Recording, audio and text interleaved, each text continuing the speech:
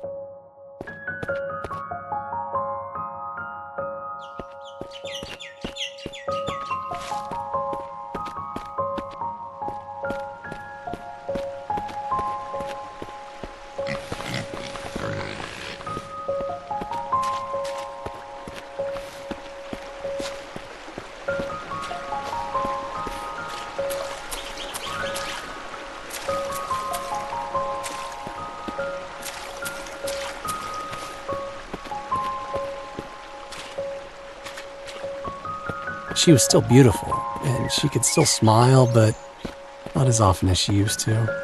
The sickness came and went quickly enough, but when it went, it took her with it. I was only 31 years old at the time. She, 33, and our daughter, Emily, had only recently turned 6.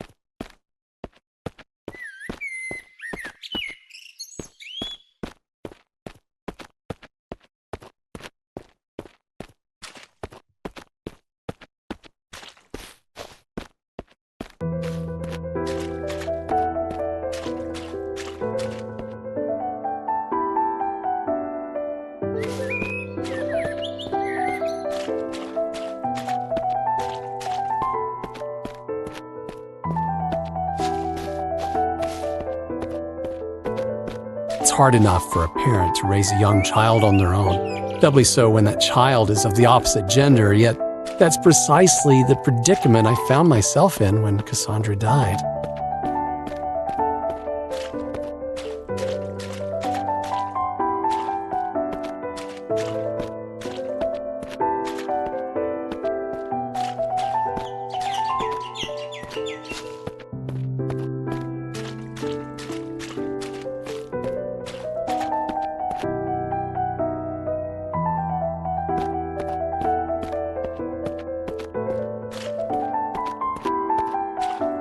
By all means, both sets of grandparents did their best to help out, but my pride dictated that I could only ask so much of them. I needed to prove to everyone, not at least of all myself, that I could do this. I had no desire to be the all but absent father that my own had been, but an endeavor to spend as much time as I could caring for my daughter in the most direct way possible. I won't deny that the odd drink came in handy during this early period, but it was yet to become a problem.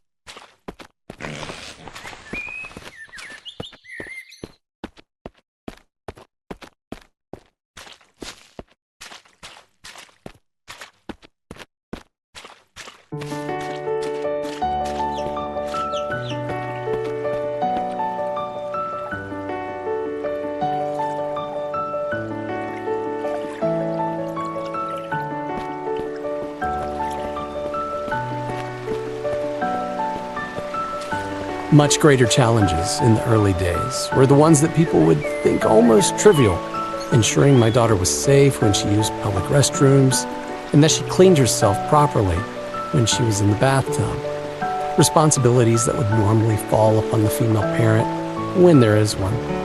Emily was still very young at the time, of course, but old enough to feel awkward that her father was checking in on her during her more private moments.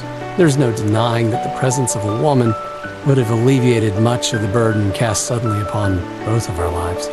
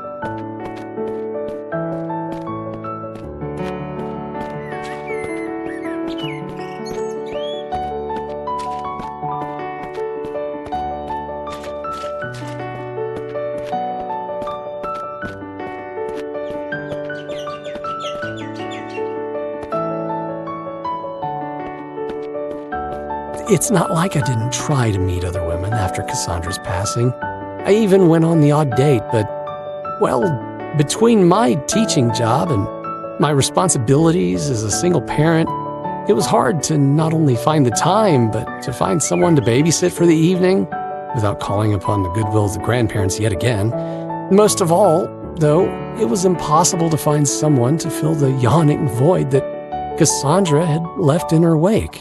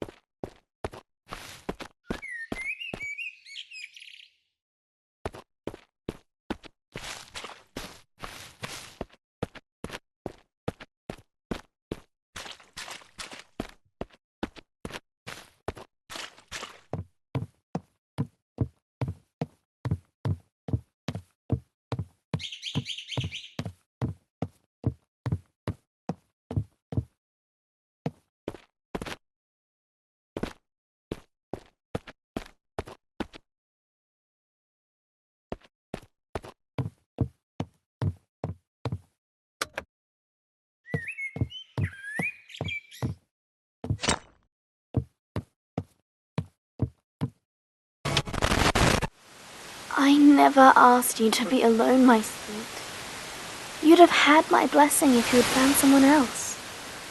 All I would have asked was that she be a good mother to Emily.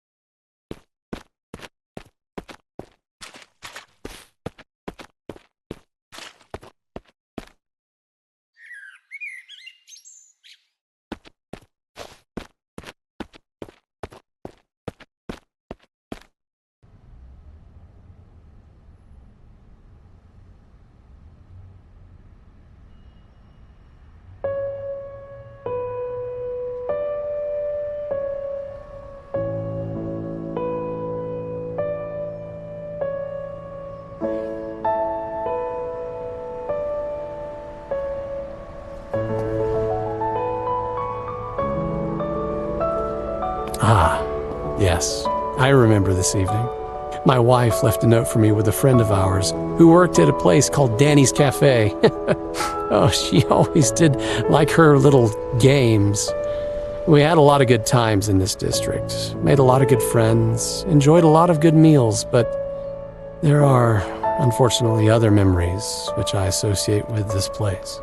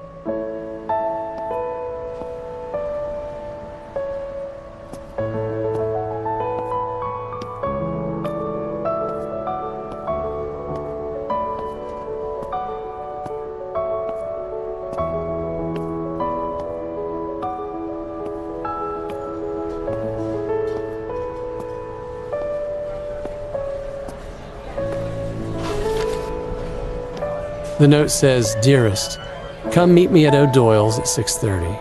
Oh, but one small favor along the way. Emily says she left Axel in the playground. You know how upset she gets without her bunny rabbit." Oh dear. Still, I guess I'm not one to judge. I've been known to get a bit negligent from time to time myself.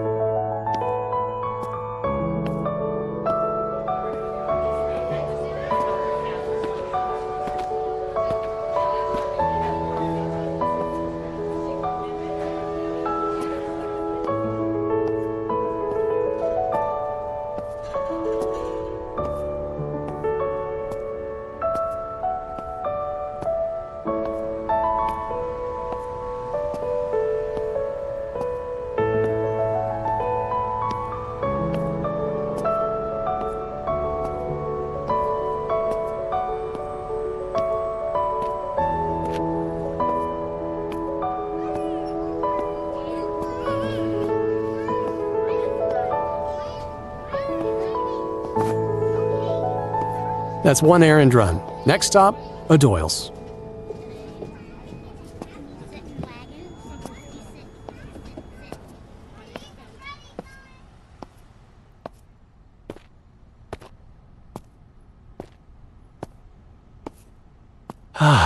The aromas of this district, the delectable scent of recently roasted coffee beans, freshly cut cake, and all manner of chocolatey delights. Truly a gastronome's paradise.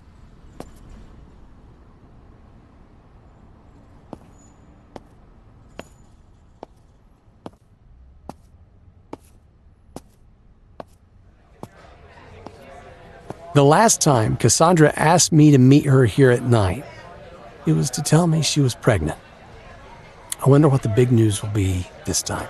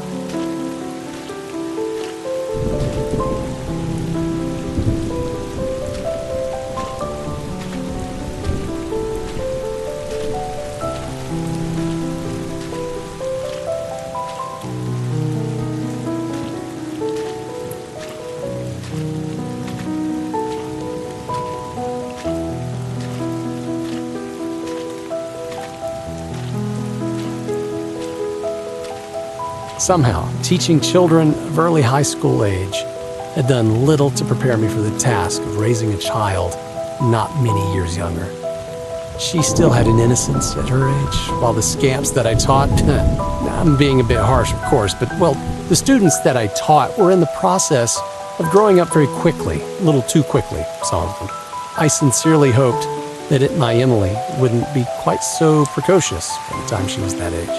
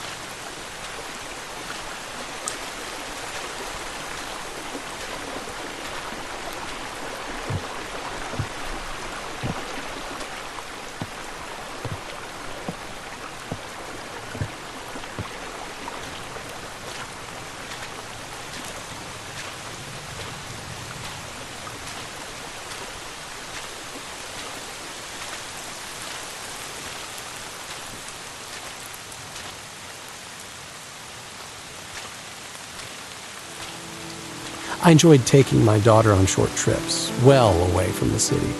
I didn't want her knowing nothing but schools and streets, which my own life almost seemed to consist of. I figured she needed to breathe a bit of nature every once in a while, enjoy a bit of fresh air. It's one thing to civilize a child, but another to deny them their childhood altogether. We both seemed to like the beach, especially.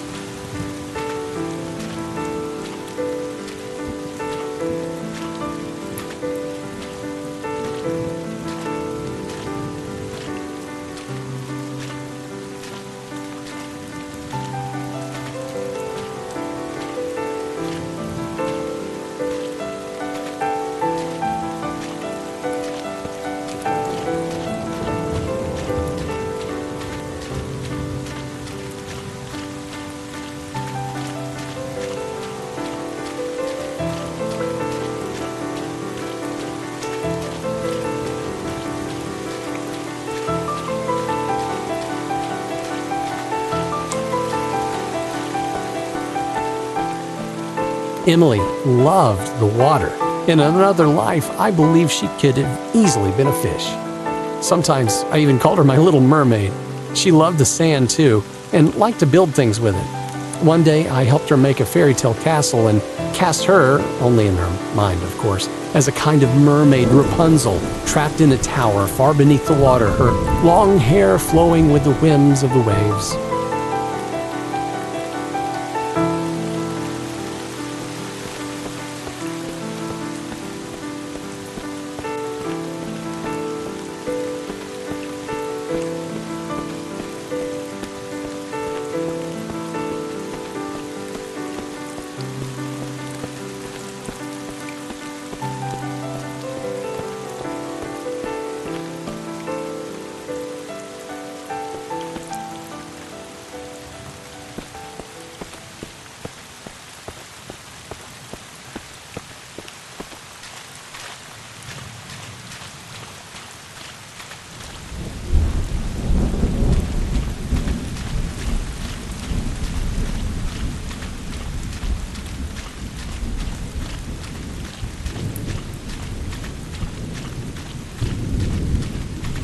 "Would you be my prince and come save me, Daddy?" she asked. No, sweetie, that'll be another man. We just don't know who yet. But one day, your prince will come. I further hope to myself, and only to myself, that the man in question wouldn't merely break her heart. I wish nothing more for her than to find the happily ever after that eludes so many others.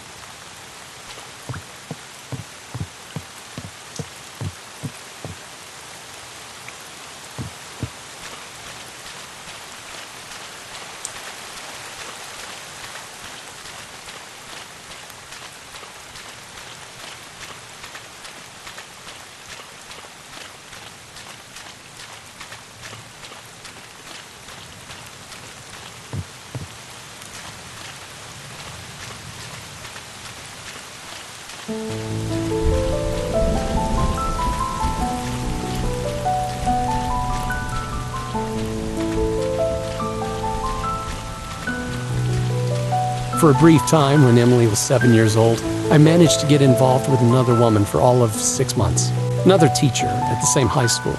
When that ended, we did our best to go back to just being friends and colleagues, but it wasn't long before the woman in question happened to find herself a job at another school. I never knew whether I was the primary cause for her leaving, but knew that it was probably for the best. She only met Emily once. I don't think Emily liked her very much. Yeah, it was probably for the best.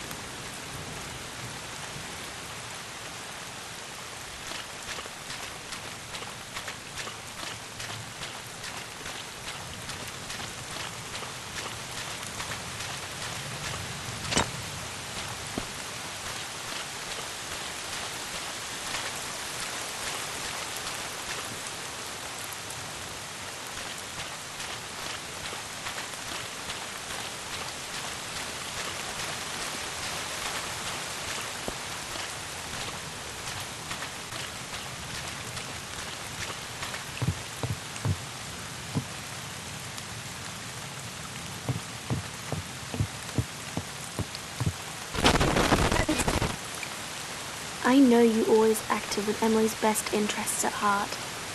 And mine when I was alive. You were a good husband. And a good father. Nobody's perfect.